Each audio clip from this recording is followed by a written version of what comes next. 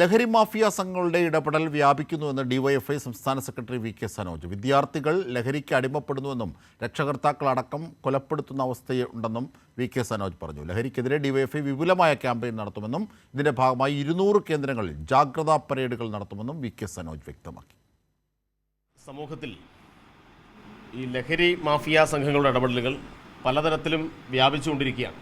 ഇപ്പോൾ സമീപ ദിവസങ്ങളിൽ കേരളത്തിൽ കേട്ട വാർത്തകളിൽ യുവാക്കളും വിദ്യാർത്ഥികളും ഈ പുതിയ തരം ലഹരിക്ക് അടിമപ്പെട്ട് സ്വന്തം രക്ഷിതാക്കളുൾപ്പെടെ കൊലപ്പെടുത്തിയിട്ടുള്ള അങ്ങേയറ്റം ദൗർഭാഗ്യകരമായിട്ടുള്ള സംഭവങ്ങളുടെ വാർത്തകളാണ്.